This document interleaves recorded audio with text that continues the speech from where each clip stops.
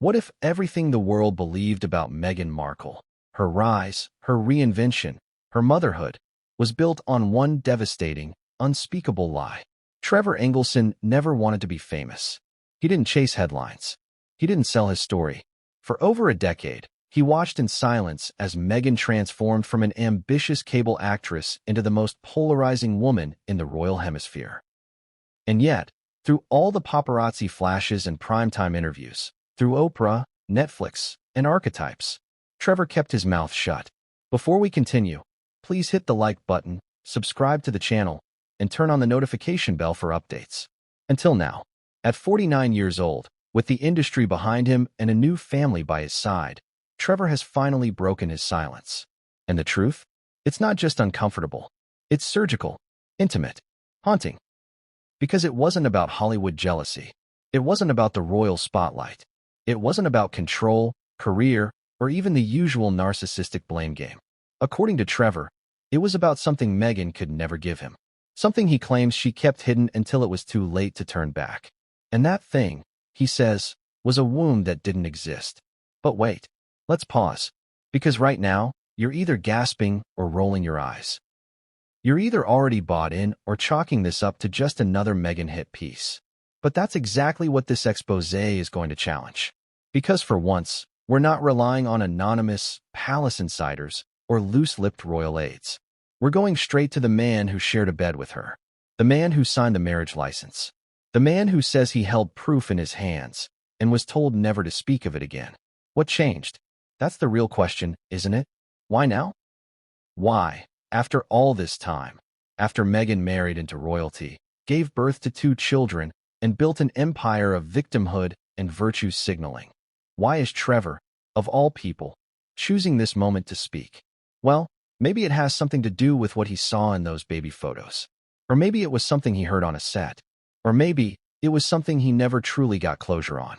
Let's go back to 2004. Los Angeles. Trevor Engelson wasn't a household name, but he had industry clout.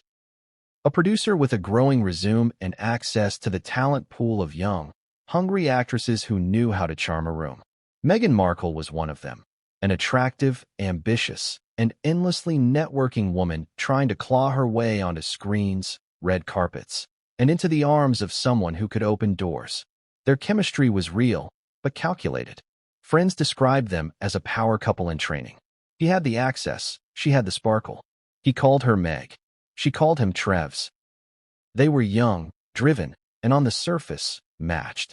But behind the closed doors of their rented townhome in West Hollywood, something else simmered. According to Trevor's inner circle, there was a quiet avoidance Meghan practiced whenever future-building conversations came up. She'd change the subject when kids were mentioned. She joked about having more to achieve first. But Trevor, ever the optimist, assumed it was just ambition. Nothing more. Until it was.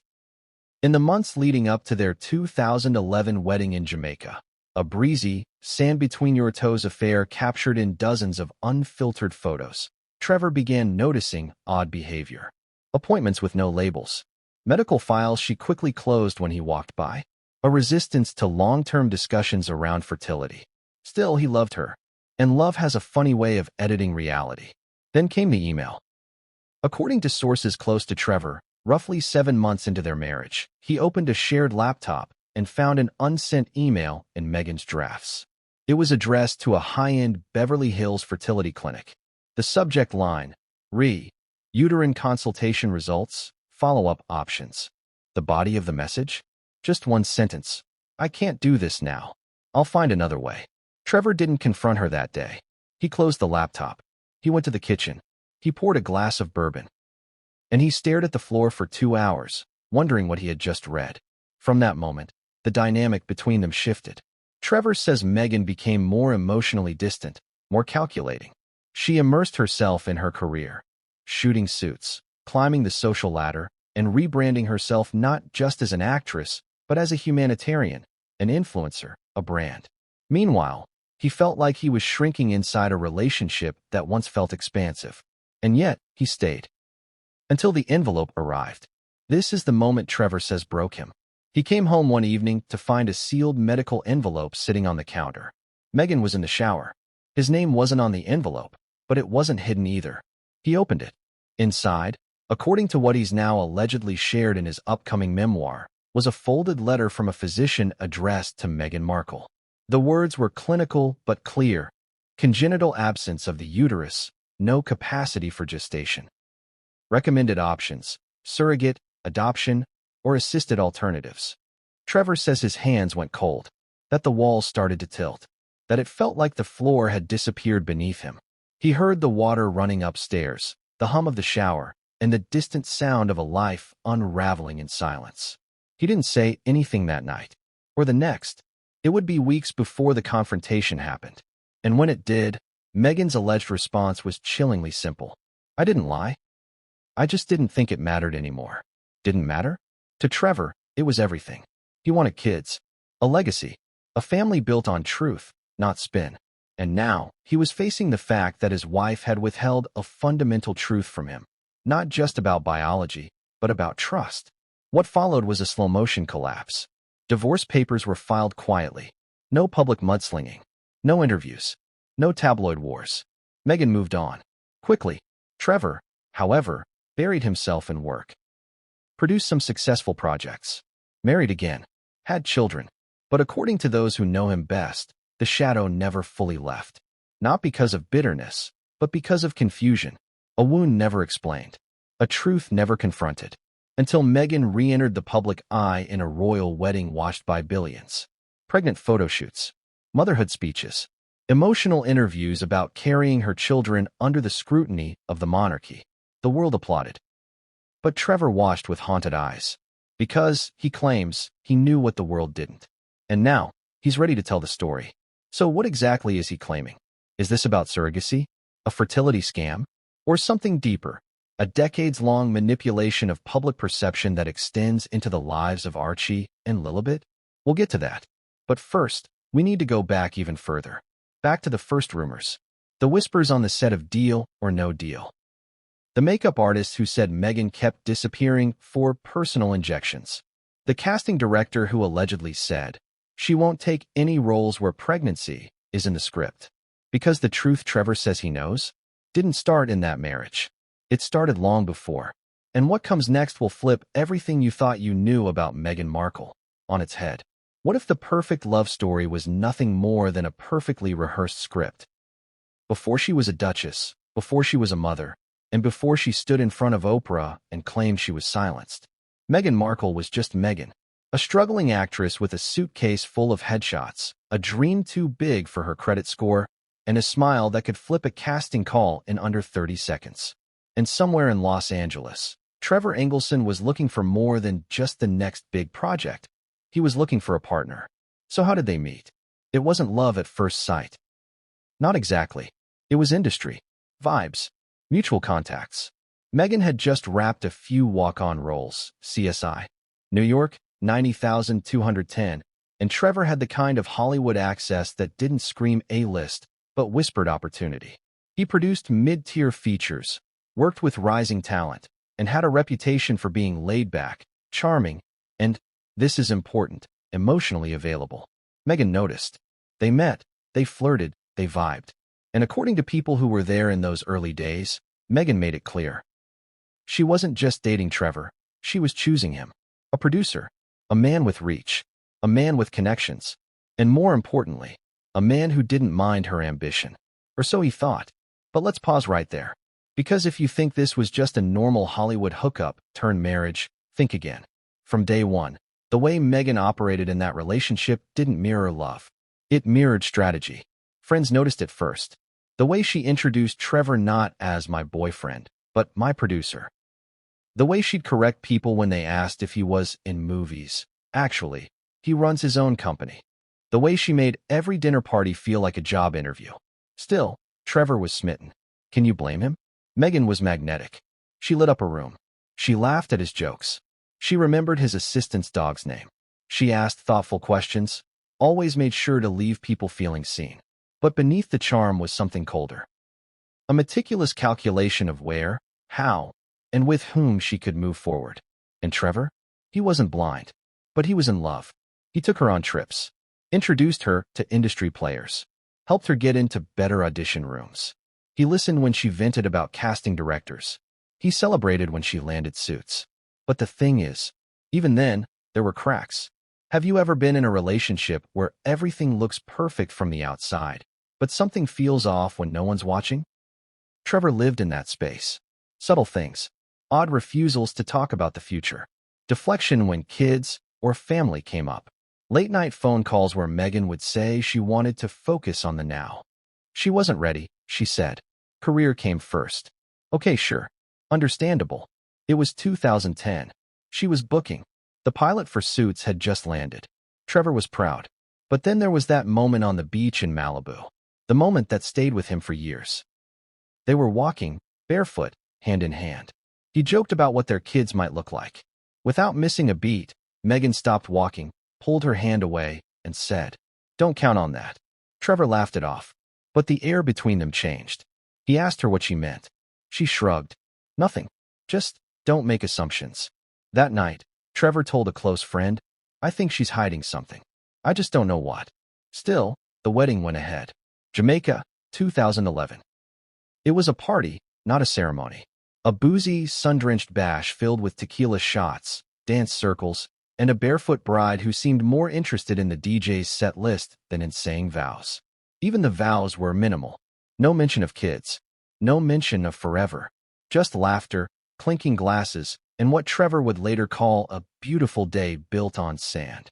But hey, marriages have rocky starts, right? He told himself it would stabilize.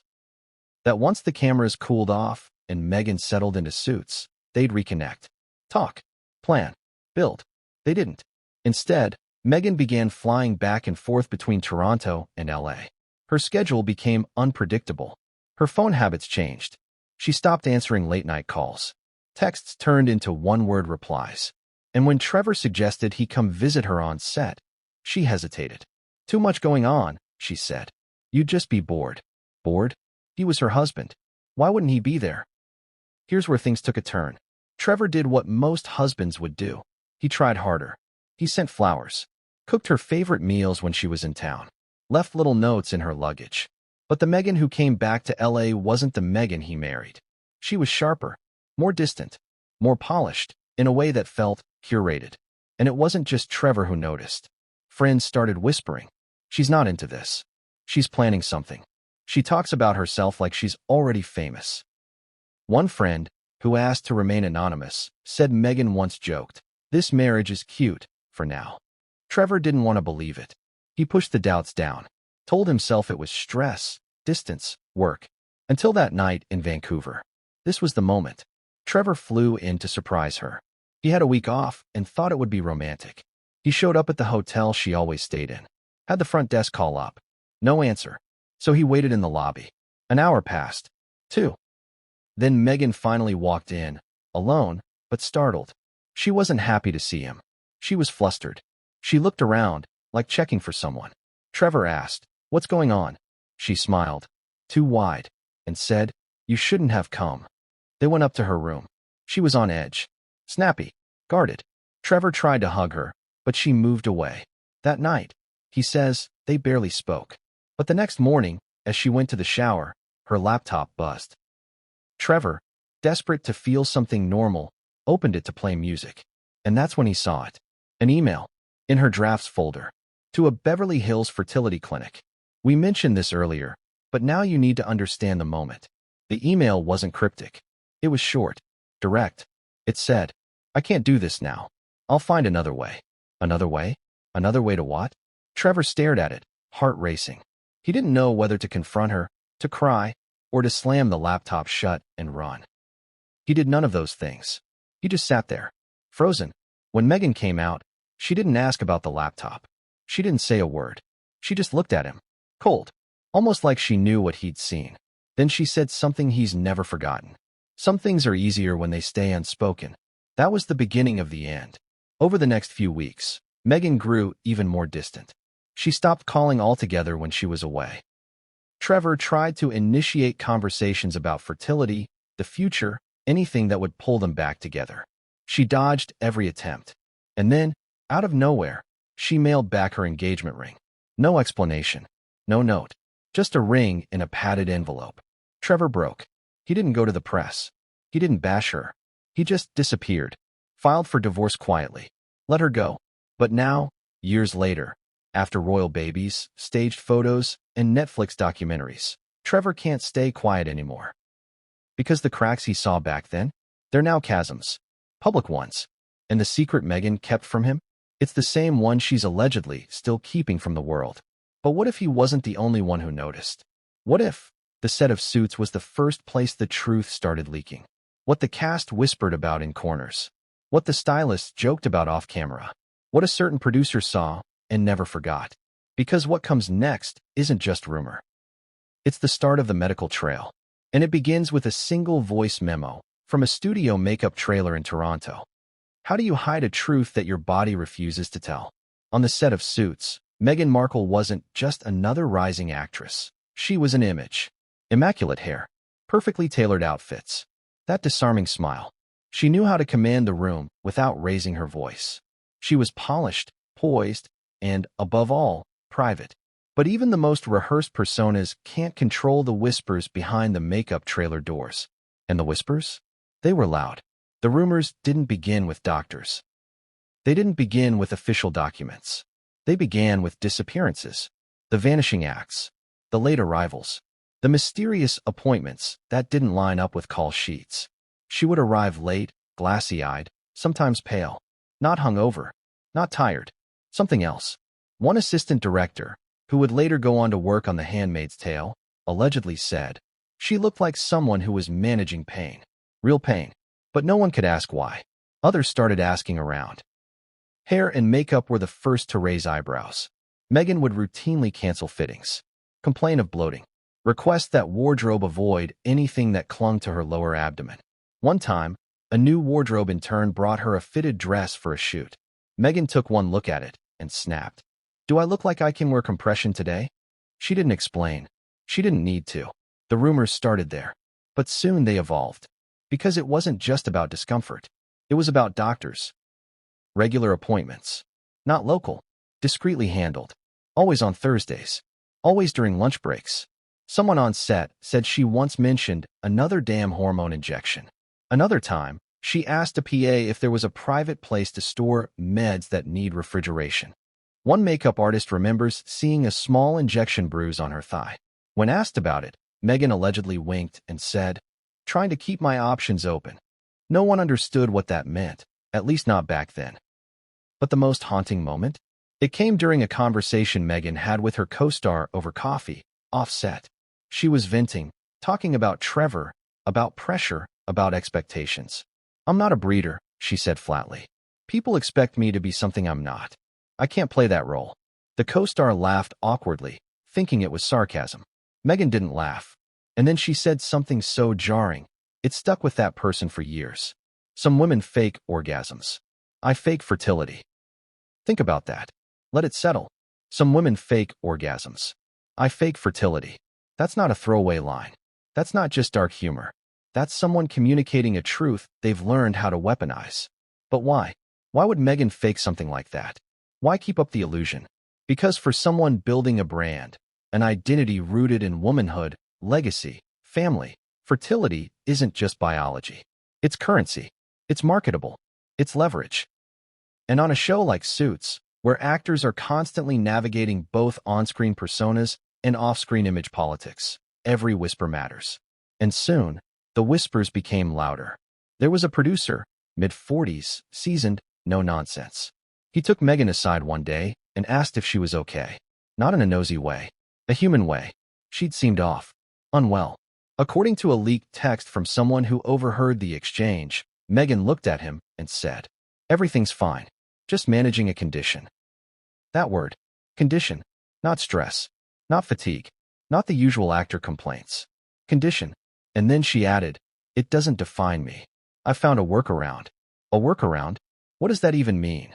We'll come back to that. But let's rewind for a moment. Because long before Archie, long before the royal headlines and the surrogacy speculation, Meghan was already laying the groundwork for a personal mythology.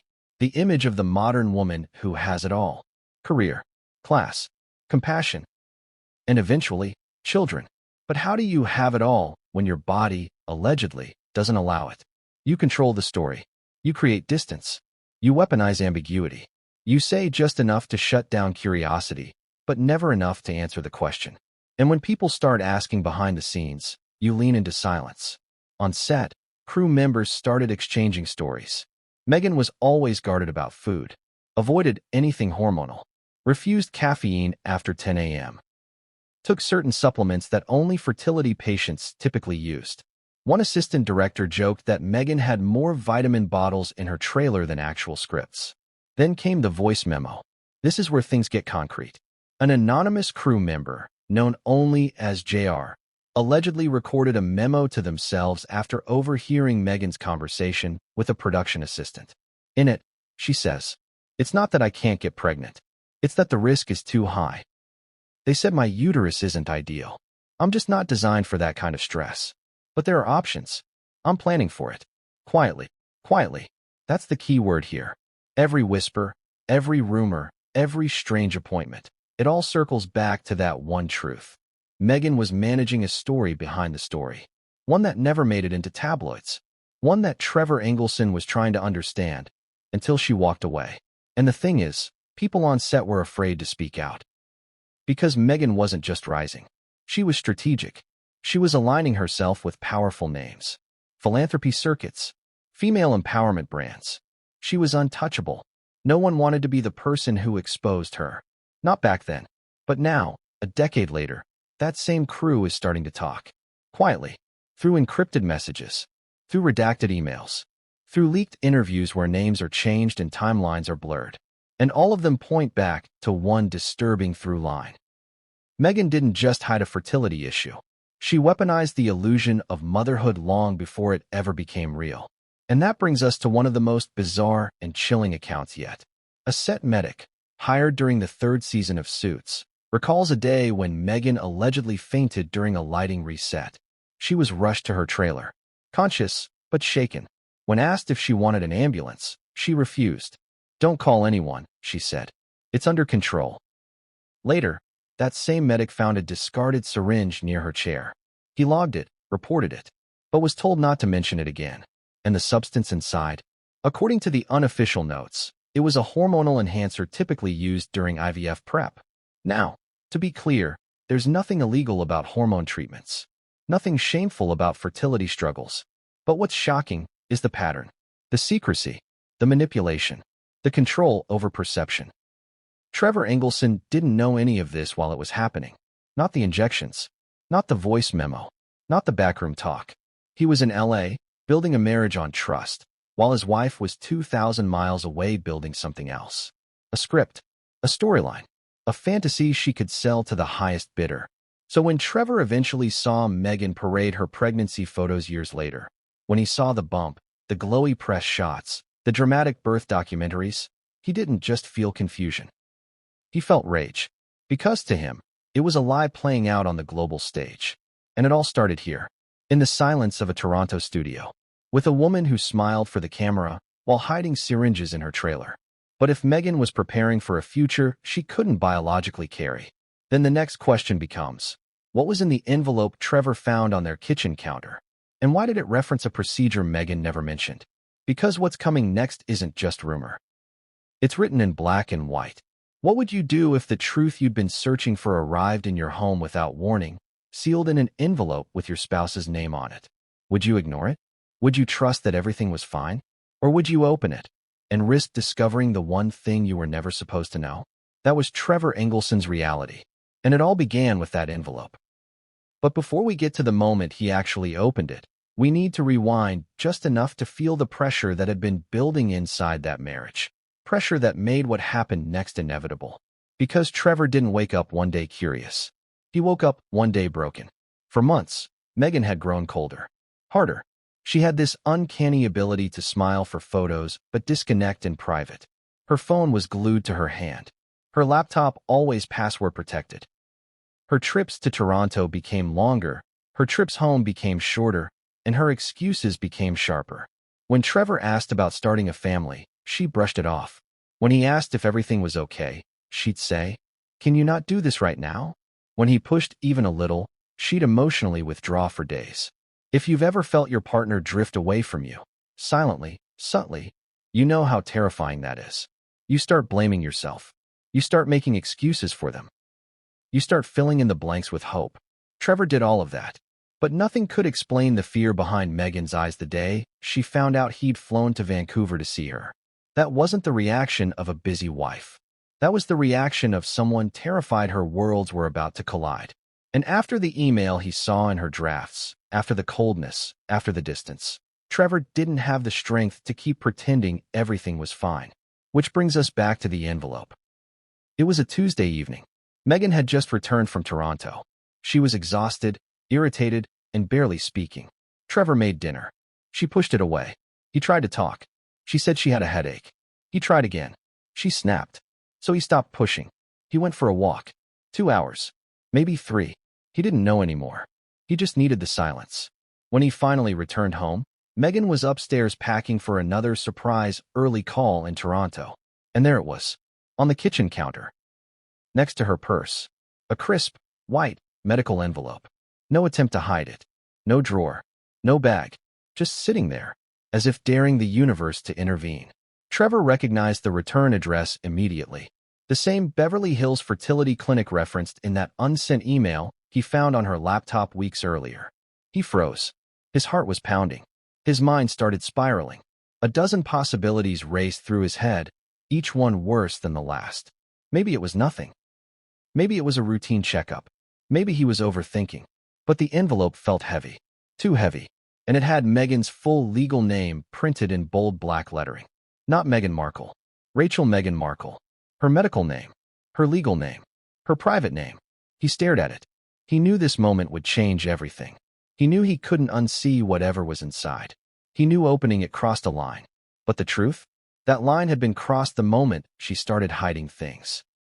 So he opened it. He slid his thumb under the seal, slowly, as if the paper might cut him. He unfolded the single sheet of medical paper inside. The first line was clinical. Emotionless. Cold. Following your examination and diagnostics, we confirm the presence of congenital uterine dysgenesis. He blinked. Read it again. Congenital. Uterine. Dysgenesis. He didn't know what the words meant, but he knew they meant something bad. Something permanent. Something life-altering. He kept reading. Based on your results and medical imaging, the uterus shows incomplete formation incompatible with gestation. Incompatible with gestation. 3 words that felt like a knife to the chest. Then the final line. Recommended options include third-party surrogacy, adoption, or alternative pathways. That was it. His marriage. His future. His entire understanding of the woman he loved. Reduced to a medical recommendation. Trevor just stood there. Completely still. Completely silent. The house felt like it was collapsing around him. He didn't cry. He didn't scream. He didn't break anything. He just froze.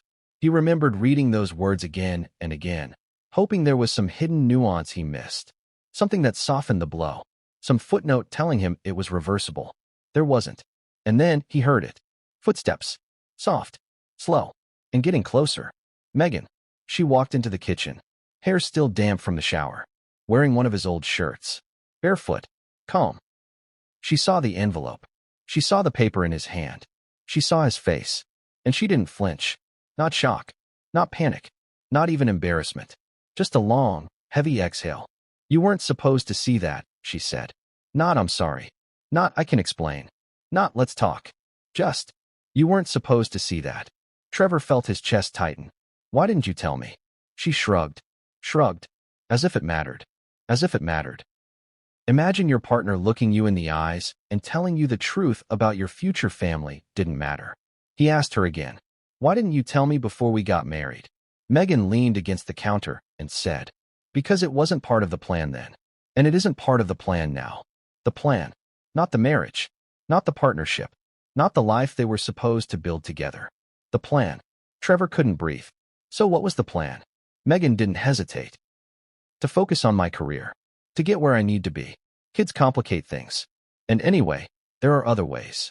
Trevor felt sick. Other ways? What does that even mean? Meghan walked toward him. Calm. Controlled. Almost rehearsed. It means, she said, that I choose the life I want. The timing I want. The methods I want. Not biology. and not you. That was the moment Trevor realized something devastating. He wasn't her partner. He wasn't her future. He wasn't her forever. He was a placeholder, a stepping stone, a temporary chapter in a story she was writing for herself. He was the rehearsal before the big show. He wanted to scream, to demand answers, to force her to feel something, anything.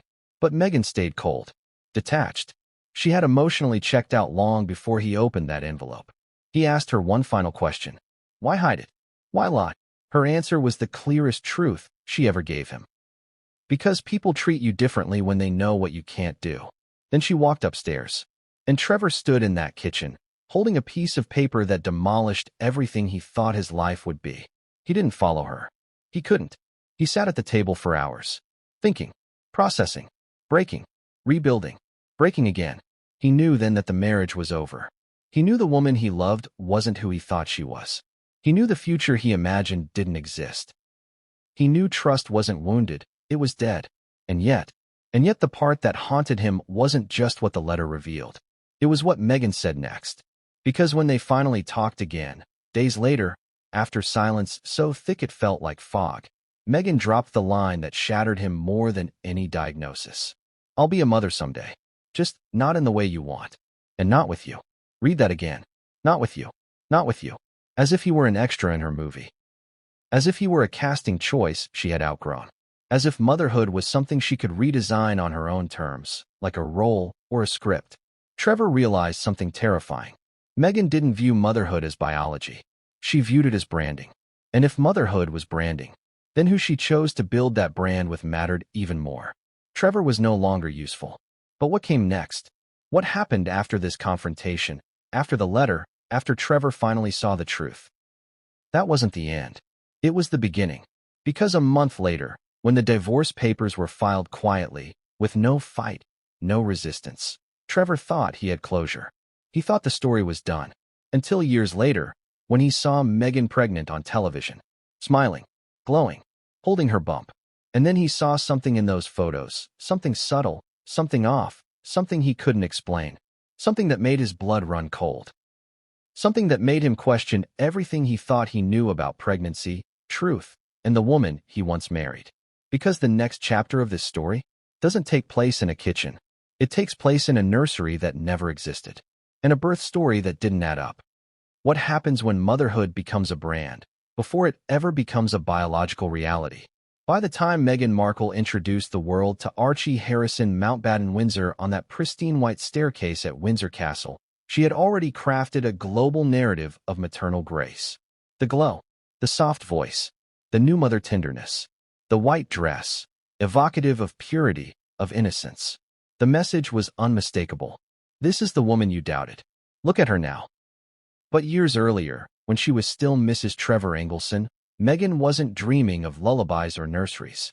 She was dreaming of headlines, scripts, cameras, influence. And as far as Trevor could tell, children weren't part of that plan, unless they could be used. Let's go back to the final months of their marriage, post-doctor's letter, post-shattered trust. Trevor had stopped asking about kids, but he hadn't stopped noticing. Meghan's behavior around the subject wasn't neutral. It was deliberate. They'd be at a restaurant and see a baby. Trevor might smile. Meghan would glance, then turn away. One night, at a friend's dinner party, a toddler ran up to Meghan and tugged her dress. She stepped back like the child had touched fire. Later, she whispered to Trevor, "I'm not ready to play diaper games. Let's be serious." But what did serious mean to Meghan? It meant control. Control over perception, over narrative, over her body, over the image of motherhood, not the reality of it. Trevor started noticing how she curated herself in public spaces. She would compliment other women's children, but only when cameras were nearby. She once spent 10 minutes holding a baby at a charity event, smiling, cooing, glowing. As soon as the photographer walked away, she handed the baby off like a prop. "I'm not a babysitter," she snapped under her breath. Trevor began to realize something chilling. Meghan didn't dislike children. She disliked what they represented: mess, unpredictability, dependence, and worst of all, permanence. And yet, even then, she talked about being a mother, just not in the way he expected. "You know," she once told him, glass of wine in hand, "I'll be a mother someday, but it'll be on my terms. No swollen ankles. No hormonal breakdowns. No mess. Just the glow and the story. The story. That word again. Everything in Meghan's world had to fit the story. Trevor once joked about adopting a dog together. Meghan liked the idea, but had conditions. It has to be hypoallergenic. Instagram friendly. Maybe a rescue. That's a good look. A good look. Now imagine applying that logic to a baby. Trevor did. And it made his skin crawl. He remembers one moment vividly. They were watching a red carpet special on TV. An A-list actress was pregnant and showing off her bump. Meghan scoffed. Ugh. She looks desperate. Pregnancy is not the moment. Birth is the story. Bump photos are for tabloids. Trevor turned to her, stunned. But you said you wanted that one day. She shrugged. If I do it, it'll be different. Elegant. High value. High value? She was talking about motherhood like it was a product launch. Trevor told a friend at the time, she doesn't see children as people. She sees them as optics. But it wasn't just Trevor who noticed this shift. Meghan's own inner circle began to distance themselves. One ex-friend from Northwestern, who had once roomed with her in LA, confided that Meghan had said something unsettling during brunch one day. I'll never let my body get ruined by a pregnancy. That's what surrogates are for. It was said flippantly, casually, over mimosas and eggs. But it stuck, because that's not something someone says unless they mean it. Now let's skip forward to Meghan's post-Trevor years. She's climbing. Suits is a hit. She's dating high-profile men. She's inching closer to the top of the fame ladder. But curiously, she begins weaving motherhood into her interviews. In 2015, she writes in the TIG about self-care, legacy, and the family she hopes to build one day. In 2016, in another profile piece, she casually mentions dreaming of a little girl who'll wear her old scarves. These weren't spontaneous reflections. They were narrative markers. Plant the seed early. Let the public get used to the idea. Warm them up to Meghan the maternal. Trevor, watching from afar, was stunned. This was the same woman who once said, "Don't count on that," when he mentioned kids. Now, she was crafting a maternal persona like a new character. And the most surreal part? It worked. By the time Meghan married Harry, she had millions convinced that she was a natural nurturer, that motherhood was her destiny. So when the baby bump came, no one questioned it. Except Trevor. Because he noticed something no one else did. The timing. The language. The photos. The bump appeared late, then grew rapidly, then shifted shapes. In one photo, it was pointed. In another, it had vanished under a coat. Meghan would hold it one day, then ignore it the next. Once, she squatted on stage in heels, effortlessly, at 8 months pregnant. Trevor remembered how, years ago, she had struggled to sit cross-legged due to a minor back strain. Now she was squatting in stilettos at nearly full term, and then came the moment that broke him. It was a video, a brief clip of Meghan walking across the stage at an event. She smiled, waved, turned, and the bump folded. Not dramatically, but enough. Enough for Trevor, who once held her hand, shared her home, knew her body, to say, that's not real. He didn't say it publicly. He didn't leak it. But inside, he felt a terrifying realization settle in. She hadn't changed. She was still curating, still performing, still controlling the narrative. Only now, it wasn't for casting agents or producers. It was for the world. But if the bump was a performance, what did that mean about the baby? Was it hers? Was it carried by someone else? Was this the other way she had hinted at all those years ago? Trevor started connecting dots. The old medical letter, the injections, the workarounds, the disdain for natural pregnancy, the obsession with image. And then, he remembered something chilling. One night, in the final month of their marriage, Meghan said, "You'll never know how much I can control. I don't even know yet." At the time, it sounded like ambition. Now it sounded like prophecy. Because what Trevor came to believe was this. Meghan didn't hide her infertility because she was ashamed. She hid it because it made her story inconvenient. And she was never going to let biology ruin her brand. Not then. Not now. Not ever. But here's the part that will keep you up at night. If motherhood is just a performance, what happens when the child becomes part of the script? Because Trevor wasn't the only one with questions. Royal aides noticed things. Staffers whispered. Medical records were locked. And the birth certificate? Well, it didn't tell the whole story. And what came next would confirm Trevor's darkest fears. Because someone else, someone inside the palace, had seen the ultrasound. And it didn't belong to Meghan. What if the secret Meghan Markle buried wasn't just medical, but contractual? Before Prince Harry, before the baby bump, before the royal wave and royal wrath, there was another man. A name not often whispered in tabloids, but well known to those who trailed Meghan Markle's early Hollywood ascent. He wasn't a producer. He wasn't a royal. He was something more dangerous. A rising actor with a guilty conscience. Let's go back to Los Angeles, 2005. Meghan was still scraping for roles. A suitcase model on Deal or No Deal. A party regular. A woman dancing the knife's edge between ambition and desperation. And then she met him. Let's call him Cameron to protect the real identity. An actor on the verge of stardom. Not A-list, but close. Sharp jawline. Devastating smile. Just enough clout to pull strings. Enough insecurity to fall for a girl like Meghan. Their connection was instant. Electric. But behind that chemistry was something Meghan had already mastered: control. According to a source from Cameron's inner circle, Meghan saw the opportunity. He's vulnerable, she reportedly told a friend. If I play it right, I'm in. Play it right. That's the phrase that keeps coming up. Because what started as a whirlwind romance quickly turned into something darker, more manipulative, and ultimately, tragic. They weren't together long, maybe 3 months. But what happened in that window would ripple through Meghan's entire future. Because one night, in early spring 2006, Cameron showed up at a party, pale and visibly shaken. He was drunk, disheveled, and when someone asked what was wrong, he mumbled something that stopped the room cold. She made me sign it. It's gone. She said I never existed. Gone. Sign what? At the time, no one pushed further. Hollywood is full of secrets. NDAs are common. But years later, that same actor would tell someone close to Trevor Engelson the full truth. And now, Trevor allegedly knows everything. Let's break it down. Cameron and Meghan had been seeing each other privately. It wasn't serious, at least not to him. But then Meghan claimed she was pregnant. Cameron panicked. He was still figuring out his career. He couldn't handle a scandal. And Meghan? She wasn't asking for help. She was making a deal. She offered a clean slate, for a price. Termination of the pregnancy, handled discreetly. In exchange, Cameron would sign an NDA preventing him from ever disclosing the event, the pregnancy, or her name in connection to either.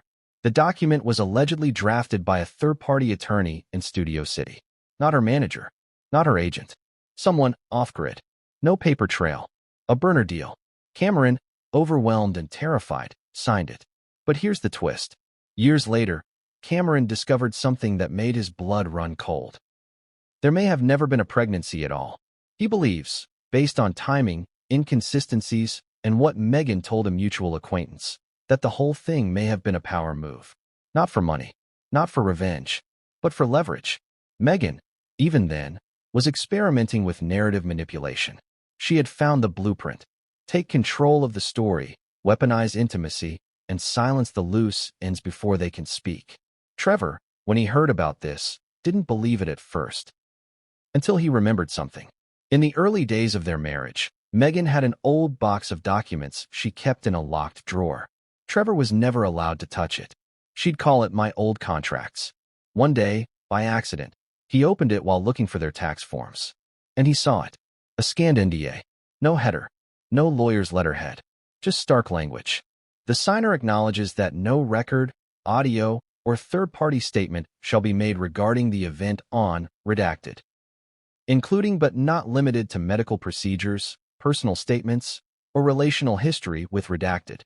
Breach will result in immediate legal penalty. He asked Meghan what it was. She slammed the drawer shut. Old business, she said. None of your concern. Trevor dropped it. Until Cameron's story came to light years later. Then the dots connected.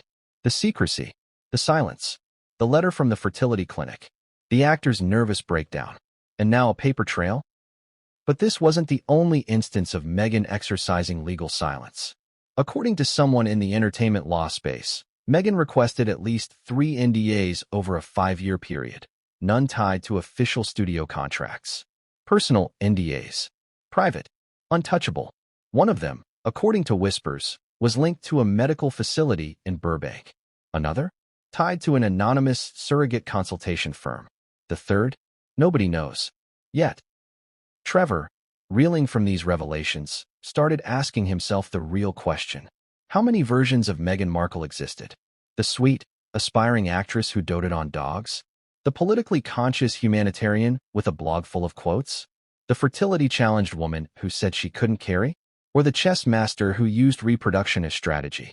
And if Cameron was telling the truth, if she faked or leveraged a pregnancy that never existed to corner a man into silence, then what else was scripted? Trevor started spiraling. One night, after reading a headline about Meghan's natural motherhood journey, he allegedly called a friend and said, if she could do that to Cameron, if she could erase a man's existence with a document and a smile, what makes you think Archie's birth wasn't another production? That line haunted him, because while the world was focused on tiaras, titles, and tabloids, Trevor knew the foundation was something else entirely. Not scandal, not chaos, but control. Meghan didn't react to pressure. She created it, applied it, weaponized it. And if you think that sounds extreme, consider this. That same actor, Cameron, hasn't spoken publicly in nearly a decade. He left Hollywood quietly, changed phone numbers, cut ties. But in 2023, an anonymous Reddit post appeared under a throwaway account. It was quickly deleted, but not before it was archived. The post said, "She told me it would be gone by Monday. She said I'd be safer that way. She said it was a power thing, not a baby thing. I haven't spoken her name since. But I still remember the room, the smell, the silence afterward. You don't forget silence like that." Trevor saw the screenshot, and the color drained from his face. Because he knew that smell, that silence, that room. Different event. Same Meghan. But this wasn't just about Meghan controlling one man's story. This was about laying the groundwork for all future stories. The blueprint was clear. Use intimacy to extract influence. When complications arise, offer a solution, but always on her terms. Document the terms. Legally. Aggressively. If the other party refuses, discard them. Move on. Silence them. Trevor was discarded. Cameron was silenced. And yet, the story kept moving forward. But if you think that NDA was Meghan's darkest secret, you'd be wrong. Because a year after her divorce from Trevor, an anonymous storage unit in Los Angeles was liquidated. The contents were standard. Clothes, old scripts, notebooks, and one diary. Not typed, not edited. Just pages of Meghan's handwriting. Dated. Raw. It mentioned hormone shots. It mentioned a private clinic. It mentioned something called Option 3, legal custody via proxy birth. And the final entry? Just one sentence. Control the image. Protect the truth. Own the birth. Trevor never saw the diary, but someone who did send him a photo. When he read that sentence, he didn't call anyone. He didn't cry. He poured a drink, sat on his couch, and whispered to himself, she was never planning to carry. But who was? Because somewhere between those diary entries and the 2019 birth announcement, there was another woman. A name Meghan never mentioned. A voice no one has heard. But her story? It's coming next. If your past could speak, would it whisper or would it scream? For Meghan Markle, the past was carefully managed. Cleaned. Sanitized. Relationships trimmed. Posts deleted. Interviews edited. And anything that didn't fit the narrative? Silenced. But some things can't be erased. And in 2018, a forgotten key, lost in the back pocket of a former assistant's handbag, would crack open the one vault Meghan never expected anyone to find again, her private storage unit in West Los Angeles. It was a dusty, nondescript space. Row D, Unit 47, tucked behind a Thai restaurant and a sketchy tanning salon. No nameplate, no royal fanfare, just a padlock and dust. But inside was history. Boxes stacked haphazardly. Old scripts. Rejected headshots. Promotional swag from long-forgotten auditions. A crumpled deal or no-deal outfit. Nothing remarkable, until one box, unmarked, sat alone in the corner. Inside it, a journal, spiral-bound, leather cover, pages curling with time and heat. And on the first page, in loopy handwriting, property of Rachel M. Markle. Do not read. But someone did. The contents of that journal, scanned, photographed, and now allegedly circulating in hushed corners of the industry, tell a story Trevor Engelson never got.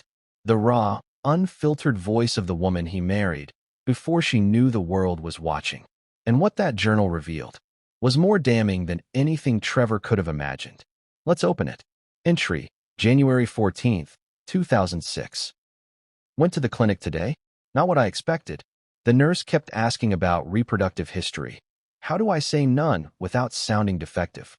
Already, the tone is defensive, an undercurrent of shame, wrapped in control. But then it shifts. She said the ultrasound looked different. Not absent, just not viable. Like my uterus is a prop. Looks fine, does nothing. Cute, but empty. Cute, but empty. That sentence appears 3 times throughout the journal. A mantra, a weapon, a wound. Entry, February 22nd, 2007. There are 3 options: adoption, surrogacy, or prayer. Guess which one my mother suggested. Here, Doria Ragland makes her first appearance, not as the yoga-loving, incense-burning wellness figure the public sees, but as a behind-the-scenes force. Controlling, strategic, at times cold. She said, I need to be careful who finds out. No man wants to build a home on a cracked foundation. Thanks, Mom. Trevor would later describe Doria as warm but watchful. Kind, but calculating. Someone who always looked like she knew more than she was saying. This entry paints that picture with chilling clarity. Entry, September 3rd, 2008. Dating Trevor now. He's safe. He listens. I like that. But if he asks about kids, I'm toast. Need to find a workaround. The body won't cooperate, but the optics can. I can look maternal. I can perform it. Perform it. That word again. This is where it all begins, the shift from shame to strategy. From confession to choreography. She doesn't deny her infertility. She designs around it. Entry, April 19th, 2010. Had the talk with Dr. Lim again. Still no structural viability. Hormone therapy's not making a dent. No lining. No support. No baby. Surrogacy remains the most aesthetic option. Their word, not mine. But then, the kicker. Can I sell a family without the belly? Can I own motherhood without the mess? Is the image enough? Trevor, at this time, was planning the proposal. Meghan was planning the story. Entry, July 7th, 2011. Married now. Jamaica. So hot. So fake. No vows about kids. He didn't notice. She's right. He didn't. He thinks I'll come around. That someday we'll settle down and make a family. But I can't give him that. I never could. And here, she turns. But maybe I don't have to. Maybe the story's enough. Maybe by the time it matters, I'll be too famous to need truth. Too famous to need truth. Let that settle in your bones. Meghan wasn't planning on revealing the truth. She was betting that, one day, the world would stop caring. Entry, October 4th, 2013. Trevor's suspicious. Found the old clinic receipt. Asked me if everything was okay. I told him it was cosmetic. A procedure for fibroids. He bought it. Sweet Trevor. But he's pulling away. I can feel it. I've already started pulling first. This entry, written weeks before their official separation, is haunting. She doesn't fight to save the marriage. She just pivots. Entry, December 12th, 2014. First contact with West Side Surrogacy today. Strange, clinical, but promising. Anonymous donors. Legal discretion. One even said they've worked with royal clients. LOL. Maybe someday. That LOL is the most Meghan thing imaginable. Even in 2014, she was imagining herself in royal company. Not just imagining, positioning. And what does that tell you? This wasn't reactionary. This was architectural. She wasn't just planning a family. She was planning a narrative. Entry, May 5th, 2016. Harry rumors starting. Mutual friend made the intro. D said I need to slow down. But timing's everything. D, Doria. If he's the one, this is it. I need to have the surrogacy option ready before things go public. No mistakes. That's the word she underlined. Ready. She wasn't waiting to fall in love. She was preparing a blueprint. Now here's where things get even darker. The last 5 pages of the diary are not in Meghan's handwriting. They're in Doria's. Neat. Sharp. All caps. Like someone dictating a mission brief. The image is everything. Truth is optional. You cannot control your body. Control the narrative instead. Never confirm. Never deny. Never apologize. Motherhood is a role. Play it. Trevor, When told about these final pages, allegedly collapsed into his chair. He told a friend, "I married a woman with a script. And I wasn't the co-star. I was the prop." But the most damning entry? Dated 1 month before Meghan's engagement to Harry was announced. "If we do this, we do it right. Secure surrogate under airtight NDA. Implant with embryo before the world is watching. When the time comes, show the bump. On the birth, move forward. Show the bump. On the birth, move forward." It reads less like a family plan and more like a war strategy. And here's the thing. That storage unit? It was cleaned out within 48 hours of someone alerting Meghan's old management team. The diary? Gone. The box? Destroyed. The assistant who found it? Silenced. Relocated. Vanished. But not before copies were made. Not before photos were taken. Not before Trevor was shown. Not before it became unerasable. Because even if Meghan pretends this diary never existed, even if she claims it's fake or forged or fantasy, the words are real to the people who read them. And the woman behind those words isn't the one the world thinks they know. But if the diary shattered Trevor's illusions, it was nothing compared to what came next. Because the next chapter in this story isn't about entries on a page. It's about the woman behind them. The one who allegedly orchestrated all of it. The one who stood beside Meghan from day one. The one who signed off on the deception and made sure it stayed buried. Doria Ragland, who protects a secret so devastating it could shatter everything. A secret so big, so delicate, that even speaking it out loud would unravel years of careful planning, relationships, image, identity.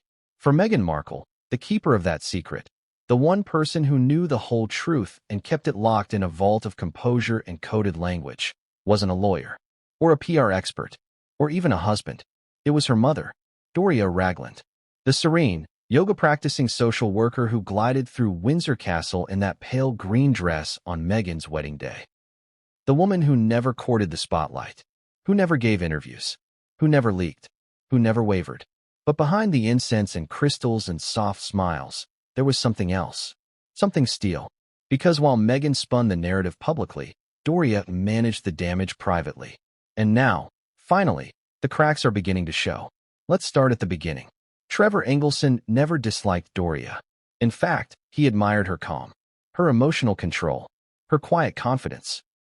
But something always felt distant, as if she was scanning every room for risk, as if she was always one step ahead of any potential leak, emotion, or complication. And when Trevor once asked about Meghan's fertility, early on, casually, during a family dinner, Doria froze. Not visibly, just a flicker, an eyelid twitch, a half-second pause, a change in her posture. Then, smiling sweetly, she said, "Oh, honey, that's a conversation for later. Much later. Just enjoy each other for now." It wasn't dismissive. It was directive. Later, Meghan would scold Trevor for making things awkward. He didn't bring it up again. But what he didn't know was that Doria had already planned how to handle this moment. Months, maybe even years in advance. Because she knew the truth. She knew about the appointments, the diagnosis, the letters, the options. She'd been with Meghan through it all. And according to one source close to Doria during her LA social work years, she once made a chilling comment over herbal tea. "My daughter will get everything she wants. I'll make sure of it. The truth is fluid. We just have to manage it. The truth is fluid." Let that sink in. Now, jump forward to 2011. Trevor and Meghan are married. Things are good, on the surface. But Trevor's beginning to sense something is off. And when he mentions starting a family again, Doria reappears. In person. Out of nowhere. She invites him to lunch. He thinks she's warming up to the idea of being a grandmother. But that's not what happens. Instead, she leans across the table, lowers her voice, and says, "You love her, right?" Trevor nods. "Then trust her journey. Don't ask questions you don't want answers to." That line stayed with him. Forever. Don't ask questions you don't want answers to. It wasn't a threat. It was a warning, delivered with the precision of someone who's used to bending truths without breaking them. Doria wasn't a passive parent. She was a fixer. And as Meghan's career rose, Doria's role only became more essential and more discreet. When Trevor and Meghan separated, Doria didn't reach out. Not once. No comfort. No explanation. No bridge building. She vanished. But behind the scenes, she was busy. Busy locking down medical files, cleaning out storage units, calling clinics, scrubbing metadata. According to a former administrator at the fertility clinic Meghan visited in Beverly Hills, Doria made 3 separate calls to the office in 2014, all under different aliases. Each call was allegedly an attempt to confirm that all records had been transferred, secured, or expunged. When asked who she was calling on behalf of, she simply said, "A client with a high public profile." The staff didn't ask further. Not in LA. Not when you're used to discretion. But it didn't stop there. In 2016, when Meghan's relationship with Prince Harry began to swirl into royal orbit, Doria became, according to one UK-based investigator, the ghost in the royal machine. She wasn't quoted. She wasn't seen. But every time something inconvenient came close to surfacing, it disappeared. A leaked photo of Meghan leaving a clinic in Santa Monica, pulled within 24 hours. An old high school friend who posted about Meghan's health scare in senior year, deleted, account locked. A Reddit thread speculating about surrogacy, drowned in bot traffic until the post was buried. And who orchestrated it all? Digital breadcrumbs lead to one quiet IP address in South Pasadena. Doria. But why? Why was she so invested in keeping this secret airtight? Because for Doria, Meghan's rise wasn't just a personal victory. It was a generational redemption. She had watched her daughter maneuver through racism, rejection, elitism,